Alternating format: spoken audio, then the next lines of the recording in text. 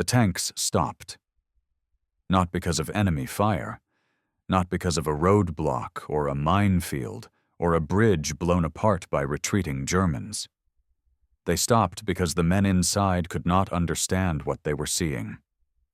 British soldiers climbed down from their armored vehicles. They stood at the edge of something that had no name in their vocabulary. Bodies, hundreds of bodies, perhaps thousands, scattered across open ground like debris after a flood. And among the dead, figures moved, rifles came up, fingers found triggers. Every instinct built across years of training screamed the same word: shoot. Then a voice cut through the chaos. A single command, absolute, unambiguous: hold your fire. The men obeyed. But they did not lower their weapons. Not yet. Ahead of them lay a place that would test everything they believed about duty, about discipline, about what it meant to be human. The question no one asked aloud would haunt them for the rest of their lives. Why was restraint the hardest? Command of the war? By April 1945, the British 11th Armoured Division had seen enough of Germany's collapse to recognize its pattern. Towns surrendered before the first shot was fired. White sheets hung from windows like laundry left out too long. Mayors appeared at crossroads with keys to municipal buildings, eager to prove their cooperation, desperate to avoid the fate of cities that had resisted. Soldiers who had fought through Normandy, through the hedgerows, through the frozen hell of the Ardennes, now found themselves processing prisoners by the thousands. The war in Europe was ending. Everyone knew it. The only question was how many more days of pointless resistance remained. Intelligence briefings had mentioned a camp ahead, a detention facility.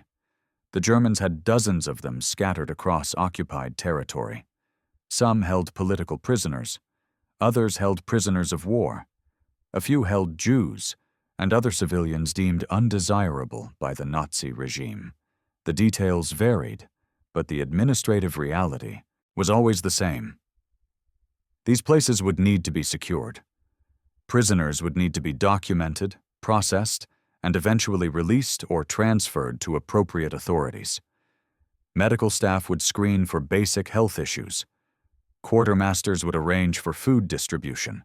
Military police would maintain order. It was bureaucratic work. Unglamorous. The kind of task that fell to whatever unit happened to be closest when the surrender came. The men of the 11th Armored had no reason to expect anything different. Their commanding officers had received word that a negotiated local truce was being arranged. German military authorities in the area had agreed to hand over a camp without resistance. The terms were straightforward. British forces would assume control. German personnel would be allowed to depart under a temporary ceasefire to prevent fighting near the facility. This was how civilized armies behaved at the end of civilized wars. Both sides recognized the futility of continued bloodshed. Both sides wanted an orderly transition. The Germans were particularly eager to surrender to British or American forces rather than fall into Soviet hands. The arrangement made perfect sense. What waited ahead would make no sense at all. The convoy moved northeast through the German countryside.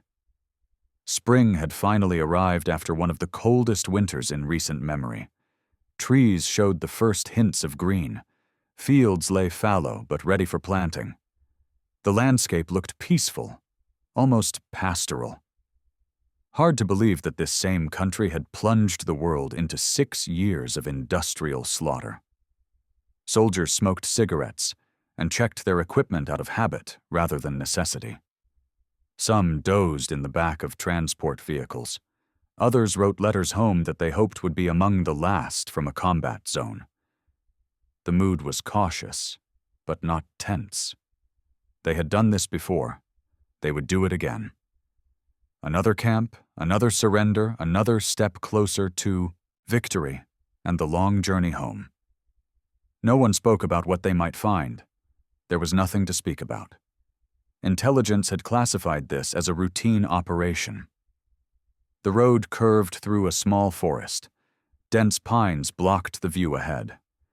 The air carried the normal smells of spring: damp earth, diesel exhaust, the faint sweetness of distant farms. Then the forest ended, and the world changed.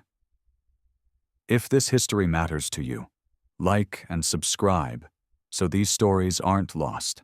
It hit them before they could see it. The smell. Not the smell of death as soldiers knew it from the battlefield. Not the copper tang of fresh blood or the sour decay of a corpse left too long in summer heat. Every man in the convoy had encountered those smells before. Every man had learned to breathe through his mouth, to focus on the task at hand, to push past the body's instinct to recoil. This was different. This was death multiplied beyond calculation. Death layered upon death upon death. Bodies that had been decomposing for days, weeks, perhaps months. Thousands of bodies. Tens of thousands. The accumulation of so much rotting flesh that the air itself seemed to thicken, to press against the skin like a physical weight. Men who had stormed beaches under artillery fire felt their stomachs lurch. Men who had cleared bunkers filled with German dead found themselves gagging. Some vomited. Others simply stopped breathing for as long as their lungs would allow, then gasped and vomited. Anyway, the tanks continued forward because tanks do not stop for smells. But inside those steel hulls, crews exchanged glances that needed no translation. Something was wrong. Fundamentally, catastrophically wrong. The tree line fell away completely. The camp came into view. And then came the silence. Not the silence of an abandoned place. Not the peaceful quiet of a spring morning. This was the silence of exhaustion so complete that even sound seemed to have given up. A silence that swallowed the rumble of engines, the creak of tank treads, the distant calls of birds that should have been celebrating the season. The ground between the perimeter fence and the nearest buildings was covered with shapes. At first, the soldiers' minds refused to process what they were seeing. The shapes could have been bundles of clothing, discarded blankets, debris from some kind of evacuation. The scale was so vast that the brain reached for any explanation except the obvious one. Then one of the shapes moved. A hand lifted from the ground. Slowly, weakly. Fingers extended toward the approaching vehicles in a gesture that might have been greeting or pleading or simply reflex. The hand belonged to a living human being. So did the shape beside it. And the shape beside that. And dozens, hundreds, thousands more. The dead and the living lay together across acres of open ground, indistinguishable at a distance, separated only by the faintest tremors of movement. Soldiers began climbing down from their vehicles before anyone gave the order. They moved like men in a nightmare, each step revealing new horrors they could not look away from. Bodies reduced to skeletons covered in paper-thin skin.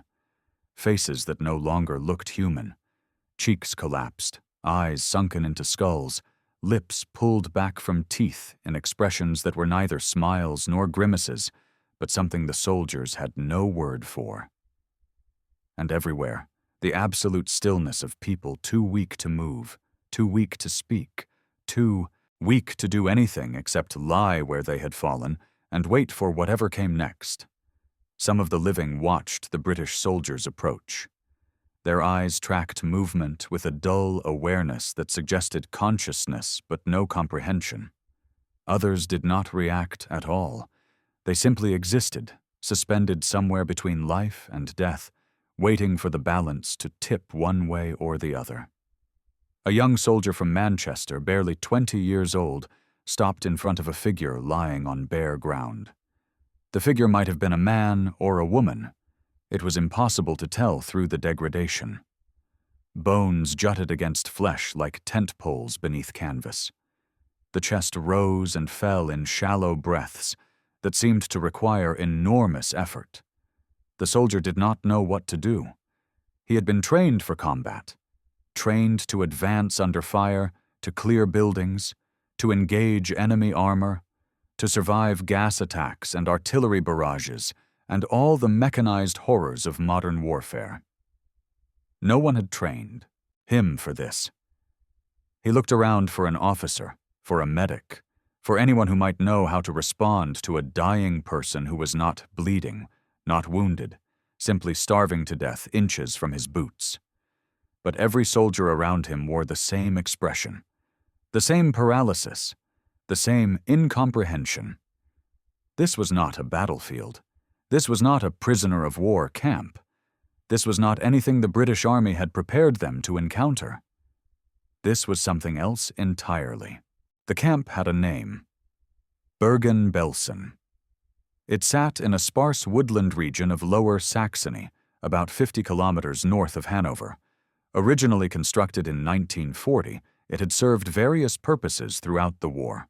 First as a prisoner of war camp for French and Belgian soldiers, then for Soviet prisoners who died by the thousands from starvation and disease, then as a collection point for Jewish prisoners deemed potentially valuable for exchange with Western powers. By early 1945, its purpose had changed again.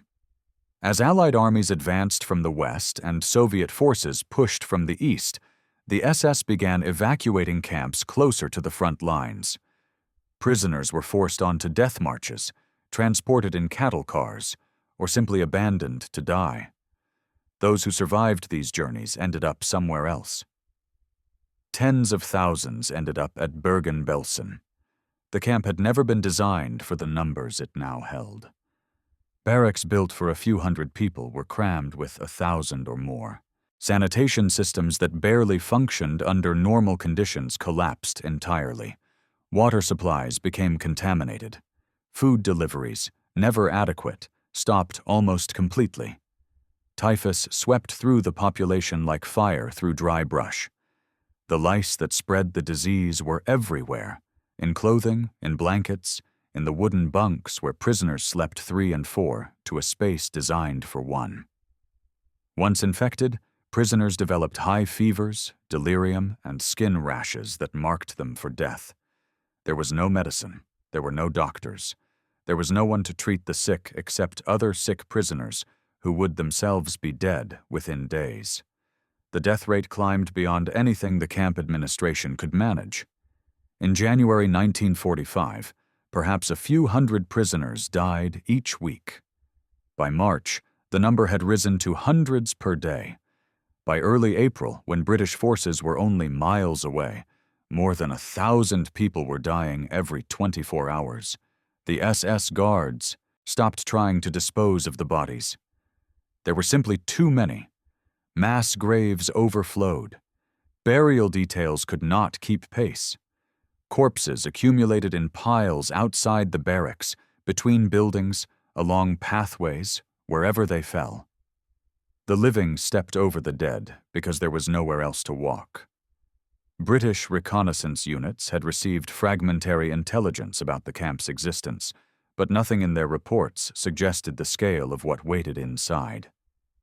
The negotiated truce that allowed for the peaceful handover had been arranged in part because German authorities feared the consequences of continued fighting near a facility housing so many sick prisoners. What those German authorities failed to mention was that the facility had already ceased to function as anything resembling a camp. It had become a place of mass death. When the first British officers entered the main compound, they found themselves walking through what could only be described as a landscape of corpses. Bodies lay 3 and 4 deep in some areas. Many had been stripped of clothing by the living, who needed anything that might provide warmth. Others remained dressed in the striped uniforms that marked them as concentration camp inmates, thin fabric offering no protection against the cold nights that still gripped the region in early spring. The living sat among the dead. They lay beside the dead. In some cases, they had died while clinging to relatives or friends, whose own deaths had come hours or days earlier. British soldiers moved through this scene with weapons drawn, uncertain whether any threat remained. German guards were still present in some areas of the camp, though their authority had clearly evaporated. Some stood at their posts as if waiting for orders that would never come. Others had already begun removing their insignia, hoping to blend in with the general chaos.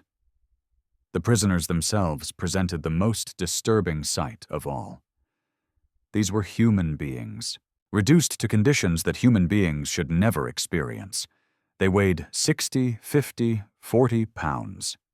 Their skin had taken on a grayish pallor that spoke of advanced malnutrition. Their eyes held a 1,000-yard stare that combat soldiers recognized from the worst moments of battle. Except these prisoners had been staring at death not for days, but for months and years. Some reached toward the British soldiers with skeletal hands. Others attempted to stand and immediately collapsed. Many simply watched, too weak for any reaction, their minds seemingly unable to process the possibility of rescue. The liberation of Bergen-Belsen had begun. But liberation would prove to be something far more complicated than simply opening gates and raising a flag. The rage came fast. It came from men who had spent years fighting an enemy they understood, German soldiers, German tanks, German artillery, only to find an enemy they could not comprehend. It came from deep places that military training had never addressed, from moral centers that combat had somehow left intact through all the killing. This was different from killing. This was murder on an industrial scale. This was human beings treated worse than livestock, reduced to objects, discarded like waste. And the men responsible were still standing, still alive, still wearing uniforms with insignia that marked them as SS, as the architects and executors of this nightmare. British soldiers saw those uniforms and felt something snap. Weapons came up without orders. Rifles that had been held at the ready for potential combat now found new targets, not enemy soldiers in defensive positions, but guards standing at posts or attempting to slip away through the chaos. Shouting erupted across the compound. English voices raw with fury, demanding explanations that could never be given, answers that did not exist in any human language. Some soldiers advanced toward the nearest SS personnel with clear intent. Others aimed their weapons and waited only for the slightest excuse to fire. The prisoners saw this. Many of them, despite their weakness, began to stir. The possibility of revenge, of seeing their tormentors punished, seemed to inject a final surge of energy into bodies that had none left. Figures who had been lying motionless began crawling toward the confrontations. Others attempted to rise, to move, to participate in whatever violence was about to occur. The camp balanced on the edge of chaos. Everything that had held British soldiers to their training, to their discipline, to their identity as members of a professional army, was being tested by a scene that made discipline feel like complicity. How could a man stand by and do nothing while looking at the evidence? Of genocide? How could he not pull the trigger when the killers were right in front of him? Some soldiers did not wait for permission. Rifle butts connected with German faces. Boots found German ribs. The violence was immediate, personal, and entirely understandable.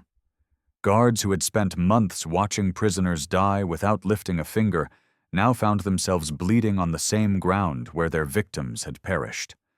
But this was not yet killing. Not quite. The line between assault and execution remained intact, though it trembled with each passing second. Junior officers shouted for order. Some tried to physically restrain their own men. Others stood frozen, uncertain whether stopping the violence was the right thing to do or simply the expected thing to do. The distinction mattered. In the heat of that moment, with the stench of death filling every breath and the evidence of atrocity spread across every inch of ground, the expected thing felt hollow. Rules written in staff, Colleges and training manuals seemed to belong to a different world, a world that had not yet encountered Bergen-Belsen. Soldiers looked at their officers and saw uncertainty reflected back at them. The officers looked at their soldiers and saw men on the verge of becoming something they had never been before. And everywhere, the prisoners watched and waited and wondered whether justice was finally about to arrive at a place that had known nothing but cruelty. The moment stretched. No one knew what would happen next. The voice that cut through the chaos belonged to a senior officer. His rank alone commanded attention, but it was the tone, absolute, unambiguous, brooking no dissent, that forced men to listen. The order came in short, clear terms that penetrated the rage and reached the training beneath. Stand down. Form perimeter. Establish control. The words meant nothing to the emotional part of the soldiers' minds, but they meant everything to the professional part, the part that had been drilled and conditioned through years of military service to respond to authority. Slowly, reluctantly, weapons lowered. The immediate violence subsided. Not because the rage had disappeared, it remained, burning in every soldier's chest, but because discipline reasserted itself in the space the officer had created. Men who had been seconds from committing acts they would never forget stepped back from the edge. Senior NCOs moved through the ranks, repeating the orders, translating them into specific tasks. Secure the perimeter, establish checkpoints, identify German personnel, gather them in a central location. The shift from emotion to procedure was neither clean nor complete. Soldiers carried out their orders while still trembling with fury. They disarmed German guards with more force than strictly necessary. They shoved and struck and made clear through every action that mercy was not something they felt. But they did not kill. The line held. British officers quickly established a command hierarchy for the liberation operation. Medical personnel were summoned from rear echelon units. Additional security forces were requested to manage the perimeter. Communication with higher headquarters began, reporting the situation in terms that military language struggled to accommodate. The camp was declared a restricted zone. No one was to enter or leave without authorization. This applied equally to German personnel seeking to escape and to prisoners seeking revenge. British soldiers would maintain order by serving as a buffer between the two populations. It was a task that made perfect military sense and perfect moral sense. It was also a task that felt like betrayal. Standing guard over SS personnel meant protecting them, keeping them alive until proper legal processes could be established. The soldiers understood the reasoning. They understood that summary execution was murder, no matter how justified it might feel. They understood that their army, their nation, their civilization was defined in part by its refusal to descend to the level of its enemies. They understood all of this. Understanding did not make it easier. German guards gathered in an open area under British supervision wore expressions of carefully controlled fear. Some clearly expected to be shot at any moment. Others seemed to believe that their cooperation with the surrender would earn them protection. A few displayed what looked like defiance, though whether this was genuine ideology or simply the mask of men too proud to show terror remained unclear. British soldiers watched them with weapons at the ready. The temptation had not passed. It had simply been contained. Every man in that compound knew that a single shot, a single lapse of control, could break the dam. The violence that had been building since the first smell reached the convoy remained coiled inside hundreds of armed soldiers, waiting for release. The officers knew this too. Throughout the first hours of the liberation, they maintained a visible presence, circulating constantly, reminding their men by word and example that the mission was not revenge. The mission was rescue. The mission was to save the living, not to punish the guilty. Punishment would come later. Justice would be served. But first, there was work to do. The decision not to execute the guards was not mercy. It was strategy. British officers surveying the camp quickly realized that they faced a catastrophe beyond anything in their training or experience. Tens of thousands of prisoners needed food, water, and medical attention. Thousands of corpses needed to be disposed of before disease spread further. The infrastructure of the camp, such as it was, needed to be understood and utilized. And the only people who understood that infrastructure were the guards. They knew where supplies were stored. They knew the layout of the facilities. They knew which buildings had been used for what purposes, which water sources might still be functional, which areas posed the greatest risk of contamination. Executing them would have been satisfying. It would have felt like justice. But it would also have eliminated the only available source of critical information at the precise moment when information meant the difference between saving lives and losing them. The calculus was brutal. The guards were more valuable alive than dead. Beyond the practical considerations, there was the matter of control. The prisoners were not a unified population. They came from dozens of countries, spoke different languages, belonged to different groups that the Nazis had targeted for different reasons: Jews from Hungary and Poland, political prisoners from across occupied Europe, Roma, homosexuals, Jehovah's Witnesses, Soviet prisoners of war. They had been thrown together in this place of death and had survived by whatever means available.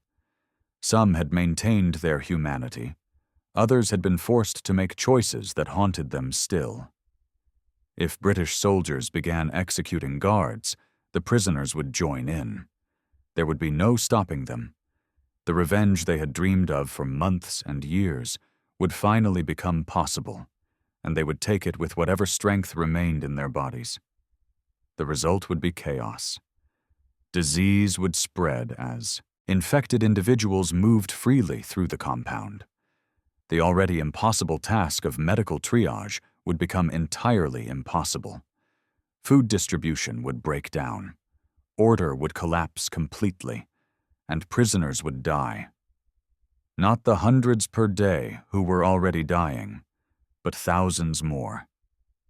People who might otherwise be saved would perish in the pandemonium of a camp that had lost all structure. British commanders understood this dynamic within hours of arrival. Their orders reflected it. German guards were to be disarmed, documented, and placed under armed supervision. They were not to be harmed, not out of concern for their welfare, but out of concern for the prisoners they had brutalized. The same guards who had caused this suffering were now, paradoxically, necessary for ending it. The irony was not lost on anyone.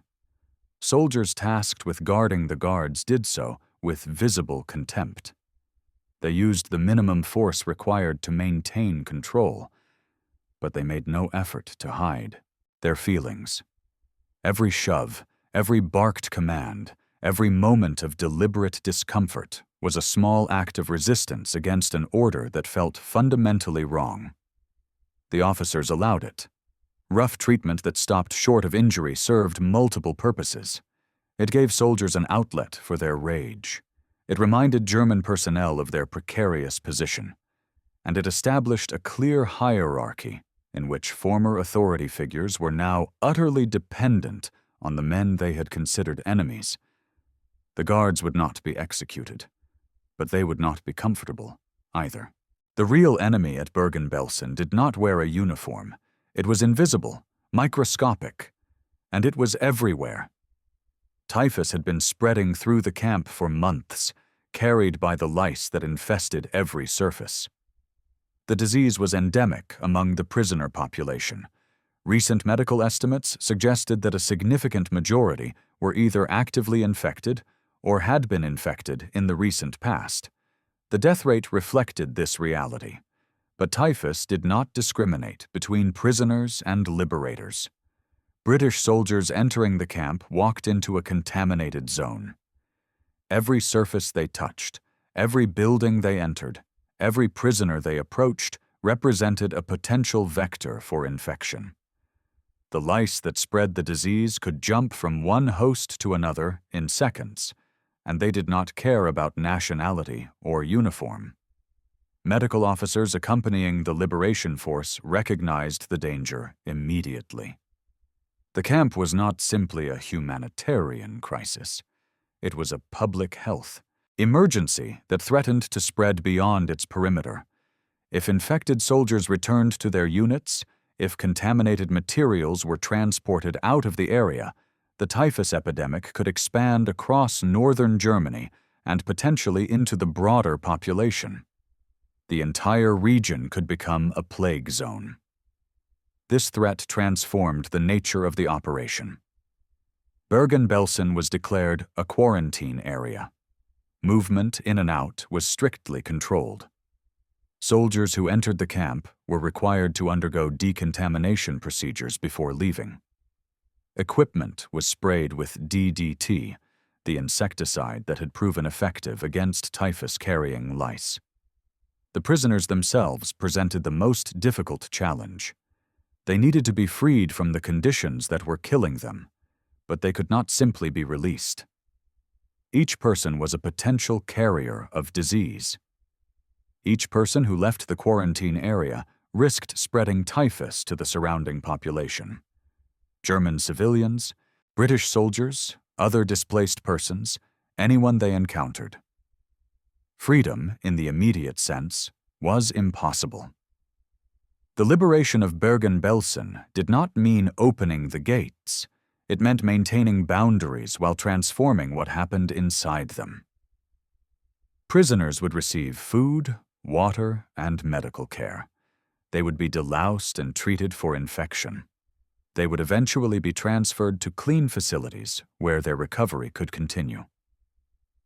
But first, they had to survive the liberation itself. Medical personnel faced impossible choices. There were not enough doctors, not enough nurses, not enough medical supplies to treat more than a fraction of those who needed care. Triage, the brutal calculus of deciding who could be saved and who could not, became the defining task. Soldiers who had expected a military operation found themselves assisting in medical procedures they had never been trained for. They carried patients who weighed almost nothing. They helped distribute food to people who had not eaten properly in months. They watched as medics examined bodies to determine whether they were still alive.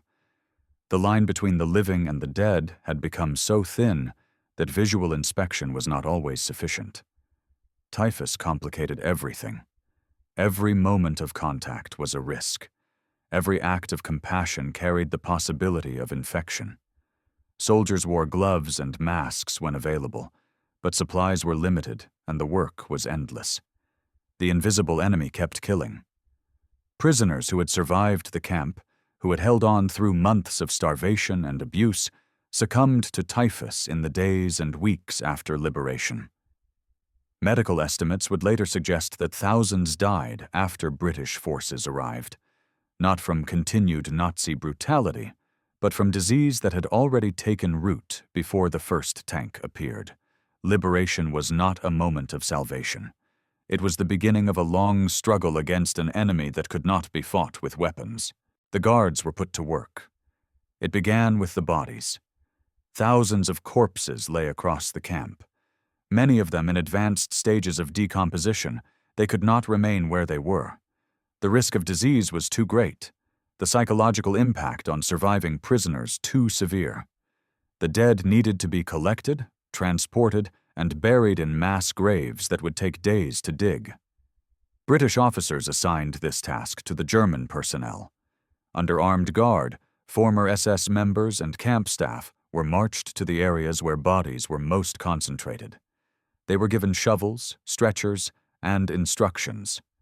The work was brutal, physical, and unrelenting. It continued from dawn until darkness made further effort impossible. Guards who had watched prisoners dig graves now dug graves themselves. The symmetry was deliberate. There was no attempt to justify this labor as rehabilitation or redemption. It was punishment, plain and simple. The men who had caused this suffering would now experience a fraction of what their victims had endured. They would handle the corpses of people they had allowed to die. They would smell the decay they had created. They would work until their muscles failed, and then work some more. British soldiers supervised with weapons ready. Escapes were attempted. Guards who saw an opportunity, a moment of inattention, a gap in the perimeter, tried to slip away into the surrounding forest. Most were caught within hours. The consequences for attempted escape were severe, though they stopped short of the execution that might have followed under different circumstances. Some guards collapsed during the burial work. Exhaustion, illness, or psychological breakdown took its toll on men who had never expected to find themselves in this position. Medical attention was minimal. Resources were allocated primarily to prisoners, and few British soldiers felt sympathy for the suffering of their enemies. Alongside the burial details, other German personnel were assigned to decontamination work. Buildings needed to be cleaned and disinfected. Barracks that had housed the living and the dead together needed to be emptied, sprayed with insecticide, and prepared for use as medical facilities. The work was dangerous. Exposure to contaminated materials carried significant risk, but the guards were not given a choice. British soldiers watched as men who had once held absolute power over tens of thousands of prisoners now crawled through filth on their hands and knees. The psychological impact was considerable. Some guards approached the work with visible reluctance, doing only what they were explicitly ordered to do and nothing more. Others seemed to fall into a kind of automation, performing tasks without apparent awareness of their surroundings. A few appeared to engage in the work almost eagerly, as if physical labor could somehow offset the moral debt they had accumulated. It could not. Nothing they did in those days would change what they had done before. The bodies they carried had been people, men, women, children, who had been murdered through deliberate starvation, deliberate neglect, deliberate cruelty. Burying those bodies was necessary for public health. It was not atonement. British soldiers understood this distinction. They did not view the labor assignments as justice. Justice would require courts, evidence, proper proceedings. What was happening at Bergen-Belsen was crisis management, nothing more. The guards were useful, so they were used. Their discomfort was a benefit, not a goal. When the work was done, when the bodies were buried and the barracks disinfected, other procedures would follow. But for now, there was no time for trials. There was only the endless work of trying to save the living. The hardest duty fell to the soldiers positioned between the survivors and their former tormentors. British troops stood in the open spaces of the camp, weapons visible, bodies serving as barriers. On one side, SS personnel labored under armed guard. On the other, prisoners watched with eyes that held years of accumulated rage. The distance between them was measured in feet. The tension was measured in heartbeats. Every prisoner in Bergen-Belsen had reasons for revenge. They had watched family members die. They had been beaten, starved, humiliated, reduced to conditions no human should endure. They had seen cruelty that defied description inflicted by men who now stood just meters away, suddenly vulnerable, suddenly within reach. Some prisoners tested the boundary. They approached the British lines with clear intent, their skeletal frames somehow finding strength in hatred. They shouted in languages the soldiers did not understand, but the meaning was unmistakable. They wanted access. They wanted to reach the guards. They wanted to finish what liberation had started. British soldiers turned them back. The orders were explicit. No prisoner was to reach the German personnel. The line was to be maintained at all costs, up to and including the use of force against the very people the liberation was supposed to rescue.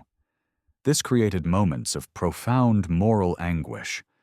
A British private from Yorkshire found himself blocking the path of a woman who could not have weighed more than 80 pounds. She moved toward the guard detail with an intensity that seemed to draw on resources her body no longer possessed. Her eyes never left the Germans. Her hands, those impossibly thin hands, were curled into fists. The private could not move her physically. She would break. He could only stand in her way, repeating words she did not understand, hoping that his presence would be enough to stop her without contact. It was. She stopped inches from his chest, looked up at him, and said something that needed no translation.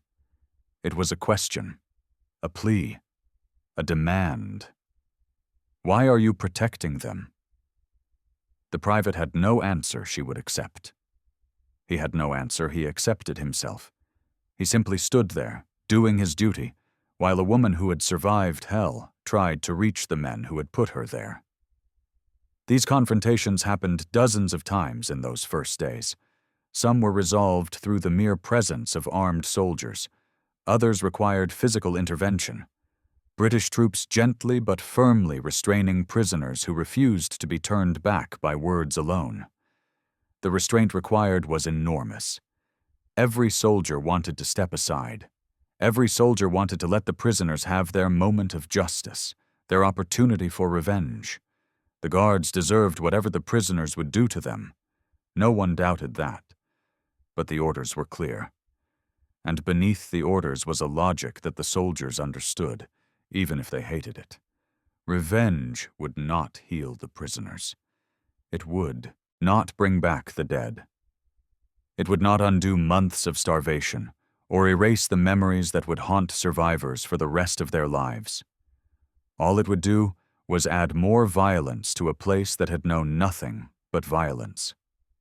And it would make the already impossible task of medical treatment and disease control even more impossible. The living needed to be saved. That was the mission. Everything else, including justice, would have to wait. Medical officers assumed command of the interior operations within 48 hours of liberation. This was not standard military procedure. Combat officers normally retained authority over captured positions, with medical personnel serving in support roles. But Bergen-Belsen was not a captured position. It was a humanitarian catastrophe, and the skills required to address it were medical rather than martial. The senior medical officer who took charge faced a situation without precedent. More than 60,000 prisoners remained alive in the camp, though many were on the edge of death. The mortality rate, while declining from its peak, remained staggering. Hundreds continued to die each day from typhus, starvation-related conditions, and the cumulative effects of prolonged abuse. Triage became the defining discipline. Medical teams moved through the barracks, examining prisoners and sorting them into categories. Those who could be saved with available resources were marked for immediate treatment. Those who were beyond help, whose bodies had deteriorated past the point of recovery, were provided with palliative care and allowed to die as comfortably as circumstances permitted. Those in the middle presented the hardest decisions. A young woman from Hungary might survive with sufficient nutrition and medication, but those resources might also save 3 others with better prognoses. An elderly man from Poland might have weeks of life remaining, but treatment would consume supplies needed for younger patients with longer potential futures. Medical ethics provided frameworks for these decisions, but frameworks felt hollow when applied to individual human beings lying on wooden bunks in a German concentration camp. Doctors made choices that haunted them for decades. Nurses administered the best care they could with wholly inadequate supplies. British soldiers assisted wherever they were needed, performing tasks that no military training had prepared them for. They carried patients. They cleaned wounds. They held the hands of dying prisoners who had no family left to hold them. The feeding program presented its own lethal complications. Survivors of prolonged starvation could not simply be given normal food. Their digestive systems had atrophied to the point where solid meals would cause fatal complications. Refeeding syndrome, a metabolic crisis triggered by the reintroduction of nutrition after starvation, killed hundreds of prisoners in the days after liberation. Medical personnel learned this lesson through tragedy. Prisoners who survived the camp, who held on through liberation, who finally received the food they had dreamed of for months, died within hours of eating it. Their bodies, pushed beyond all reasonable limits, could not handle the salvation they craved. New protocols were developed on the spot: liquid nutrition, small portions, gradual increases. The feeding process that should have been simple became a medical procedure, requiring careful monitoring and adjustment. Every death after liberation felt like a personal failure. Medical staff who had entered the camp determined to save everyone quickly learned that everyone could not be saved. The best they could do was save some. The best they could do was reduce the death rate, not eliminate it. In the context of Bergen-Belsen, that was victory. But it never felt like victory. The soldiers who maintained discipline at Bergen-Belsen paid a price that would not be fully understood for years. In the immediate aftermath of liberation, military authorities focused on the practical challenges: disease control, feeding programs, personnel management. The psychological impact on British troops was noted, but not prioritized.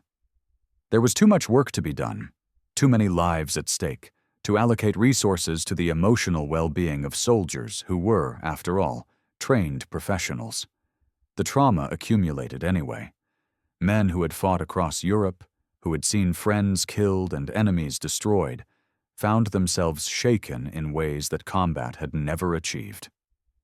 The violence of battle was terrible, but it was also comprehensible. Soldiers shot at soldiers. The rules, however brutal, were understood. Bergen-Belsen followed no rules. The victims had not been enemy combatants. They had not been armed. They had not posed any threat. They had been civilians, men, women, children, elderly, selected for destruction based on their ethnicity, their religion, their political beliefs, or simply their inconvenience to the Nazi regime. And they had been destroyed methodically, systematically, industrially. British soldiers wrote letters home that struggled to convey what they had witnessed. Some described the physical conditions, the bodies, the smell, the appearance of survivors. Their words were inadequate because language had not evolved to describe such things. How do you explain to a family in England that you spent your day carrying corpses that weighed less than the stretcher you carried them on? Others wrote nothing at all. Silence became a common response. Men who had been regular correspondents throughout the war suddenly stopped writing. They had things to say that could not be said, experiences to share that could not be shared. When they did write, many focused on small details: the weather, the food, the prospect of going home. They avoided mentioning the camp entirely, as if pretending it did not exist might somehow reduce its reality. It did not. The memories persisted. Some soldiers experienced what would later be recognized as post-traumatic stress responses: nightmares, flashbacks, difficulty concentrating, emotional numbness alternating with uncontrollable rage. These symptoms were not well understood in 1945, and the military had limited resources for addressing them even when they were recognized. Men were expected to carry on, to do their duty, to complete the mission, and then return to civilian life as if nothing unusual had occurred. Many managed this transition successfully. Others did not. The specific burden of restraint added a particular dimension to the trauma. Soldiers who had exercised enormous self-control, who had held their fire when every instinct screamed to shoot, carried that tension with them long after the camp was emptied. They had done the right thing. They knew that, intellectually. But the right thing had felt like a betrayal of everything they had witnessed. They had protected murderers, not because the murderers deserved protection, not because mercy was owed, simply because strategy and circumstance required it. This was the cost of discipline. Years later, some veterans would speak publicly about their experiences.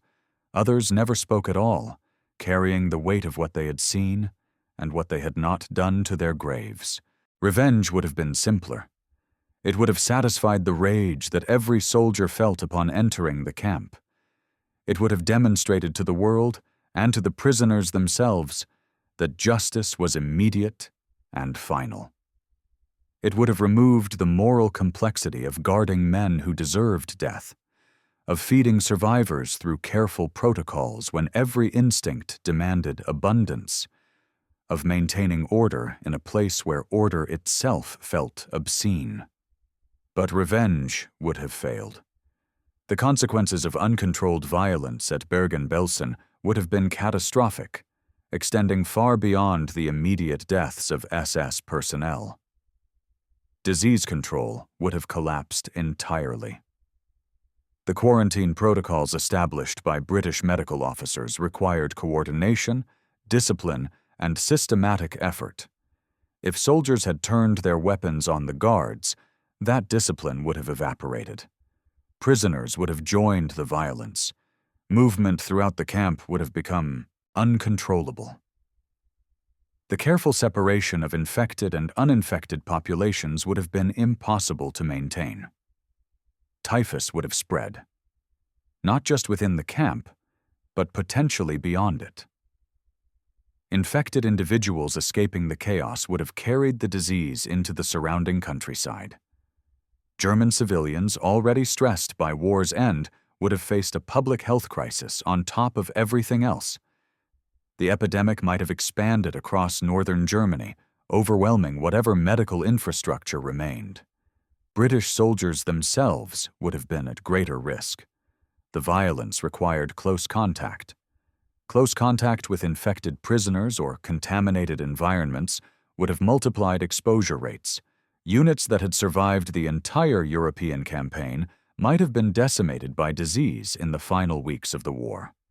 Beyond the medical consequences, there were strategic considerations. The war was not yet over. Germany had not formally surrendered. Negotiations were ongoing, and the behavior of Allied forces affected the calculations of German military and political leaders still deciding whether to continue resistance.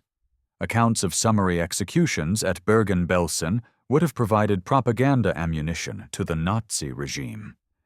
They would have strengthened the position of those arguing for continued fighting, portraying the Allies as lawless occupiers no better than the regime they sought to replace.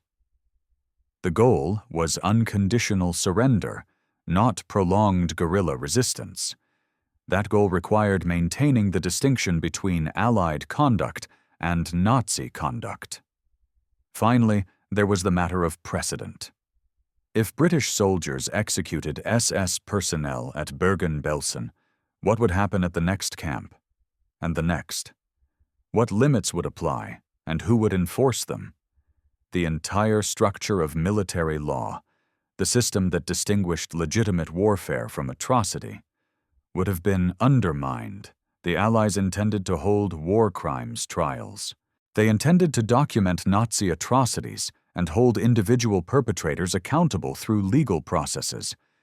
This required preserving defendants for prosecution, gathering evidence systematically, and maintaining the moral authority to pass judgment. Summary execution would have compromised all of these objectives. It would have felt like justice. It would not have been justice. Justice required patience. Justice required restraint.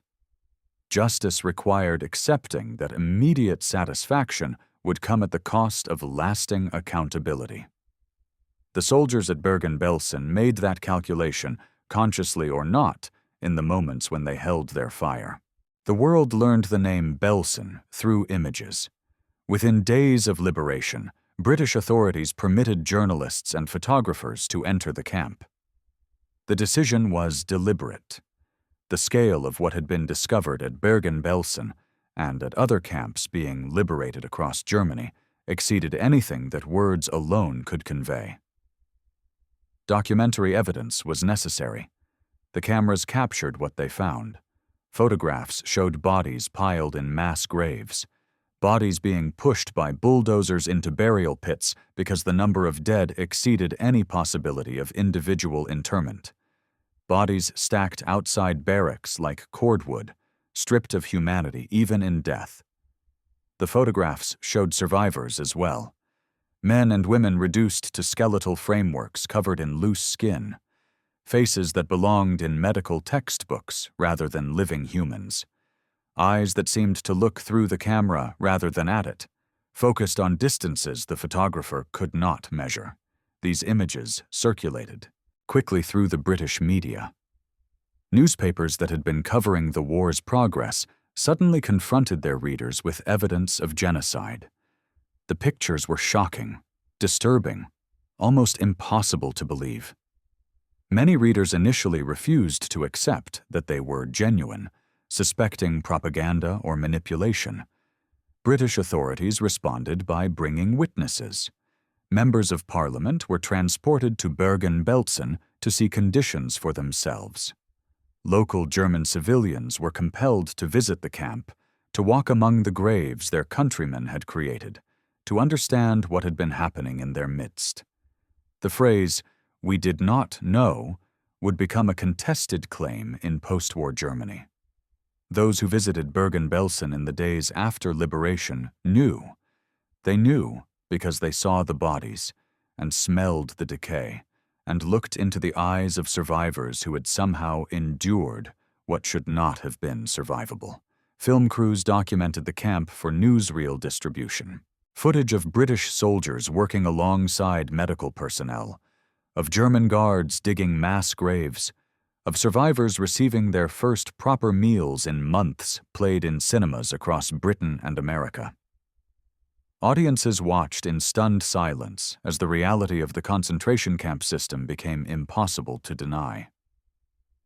The name Belsen entered the public consciousness.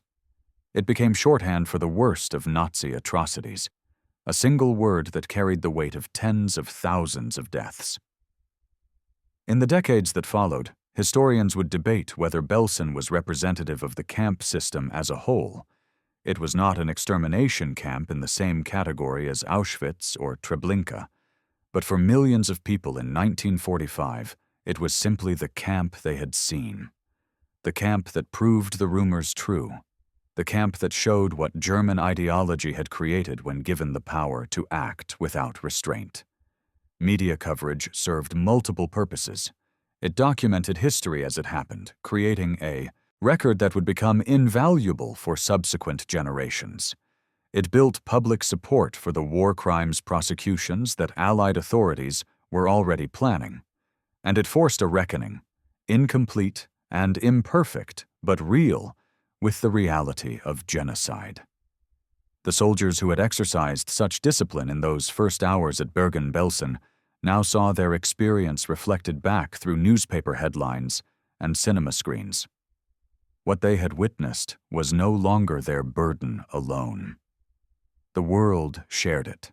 The men who ran Bergen-Belsen did not escape accountability.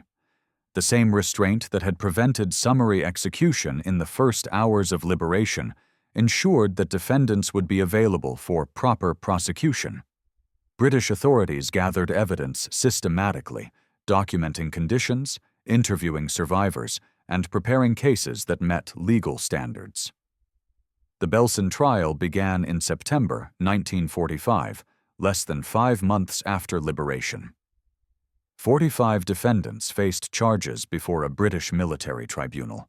The proceedings took place in Lüneburg, not far from the camp itself, and represented one of the first major war crimes trials of the post-war period.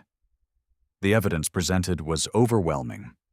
Survivors testified about conditions in the camp, about specific acts of brutality, about the systematic dehumanization that characterized daily life under SS administration. Medical experts described the effects of starvation and disease. British soldiers recounted what they had found upon liberation. Photographs and film footage were entered into evidence, showing the tribunal and the world the same images that had shocked newspaper readers months earlier. The defendants offered various explanations. Some claimed they had been following orders from higher authorities. Others argued that conditions in the camp were the result of wartime circumstances beyond their control: overcrowding from evacuated prisoners, supply disruptions, the collapse of German infrastructure in the war's final months.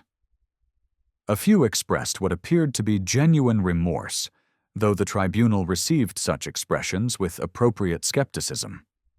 The prosecution argued that individual responsibility remained regardless of systemic factors. The defendants had been present. They had held authority. They had made choices that resulted in the deaths of thousands of human beings. The tribunal agreed. 11 defendants were sentenced to death, including the camp commandant and several senior SS officers. 19 received prison sentences of varying lengths. 14 were acquitted, though acquittal in a war crimes tribunal was not the same as vindication. The executions were carried out in December 1945. The Belsen trial established important precedents for subsequent prosecutions. It demonstrated that war crimes could be addressed through legal processes, that accountability was possible even for atrocities of unprecedented scale. It affirmed that individual defendants bore responsibility for their actions regardless of the orders they had received or the system in which they had operated. These principles would be applied more broadly at Nuremberg and in countless other proceedings over the following decades. The trial also revealed the limitations of legal justice. 11 executions could not balance the scales for tens of thousands of deaths. Prison sentences that would end in years or decades could not restore lives that had been cut short. The survivors who testified found that describing their experiences in courtroom language somehow reduced those experiences, made them smaller, more manageable than they had actually been. Justice, even when achieved, felt incomplete. This was perhaps the most difficult lesson of the post-war reckoning. Legal accountability was necessary but not sufficient. It could punish individual perpetrators without healing individual victims. It could establish historical records without erasing historical trauma. It could close cases without providing closure. The soldiers who had restrained themselves at Bergen-Belsen, who had protected SS personnel for prosecution rather than killing them outright, could take some satisfaction from the trial's outcome. But satisfaction was not the same as peace. The question of restraint versus revenge has echoed through subsequent decades. Military forces facing atrocities have confronted the same dilemma that British soldiers faced at Bergen-Belsen. The instinct for immediate retribution remains powerful, primal, and universally human. The arguments for discipline, strategic, legal, moral, remain intellectually compelling but emotionally unsatisfying. Different situations have produced different responses. In some cases, liberating forces have exercised the same restraint shown by the British 11th Armoured. Perpetrators have been detained, documented, and delivered to legal authorities. The slow machinery of justice has eventually produced verdicts and sentences. In other cases, the dam has broken. Summary executions have occurred. Revenge killings have taken place. The rage that British soldiers contained has been released by other soldiers in other wars, with consequences that ranged from immediate satisfaction to long-term complication. Neither approach has proven universally superior. Restraint creates its own problems. War criminals who survive to face trial may be acquitted on technicalities, receive sentences that seem inadequate to their crimes, or spend years in prison before returning to society as free men. The survivors of atrocities often feel that legal justice fails to capture the full weight of what they experienced. Revenge creates different problems. Summary justice, once begun, is difficult to contain. The line between guilty perpetrators and bystanders blurs. Innocent people are sometimes killed alongside the guilty. The liberating force, having descended to extrajudicial violence, loses moral authority that may be needed for subsequent operations. The British example at Bergen-Belsen suggests that restraint, while costly, serves certain purposes that revenge cannot. It preserves options. Dead perpetrators cannot be questioned for intelligence, cannot provide testimony against. Higher-ranking officials cannot be held up as examples in legal proceedings that establish historical records. Living perpetrators, however despised, remain useful. It maintains discipline. Military forces that exercise self-control in the most extreme circumstances demonstrate the depth of their professionalism. Forces that lose control, even understandably, risk a broader breakdown in unit cohesion and operational effectiveness. It distinguishes the liberator from the tyrant. The moral case against Nazi Germany rested in part on the regime's disregard for legal norms, for individual rights, for the restraints that civilized societies place on the use of force. Allied forces that maintained those restraints demonstrated the difference between their values and the values they opposed. These arguments may not satisfy everyone. There is a school of thought that holds evil must be confronted with immediate, overwhelming force. That restraint in the face of genocide is itself a kind of complicity. That the soldiers at Bergen-Belsen should have shot every guard on sight and worried about the consequences later. This view has its own logic and its own moral weight. The debate continues because the fundamental tension cannot be resolved. Human beings who witness atrocity want justice, immediate, visceral, proportional justice. The systems that human beings have built to deliver justice operate slowly, imperfectly, and often unsatisfyingly. The gap between desire and capacity is permanent. How individuals and institutions navigate that gap defines much about their character. In the end, the story of Bergen-Belsen is not about the camp.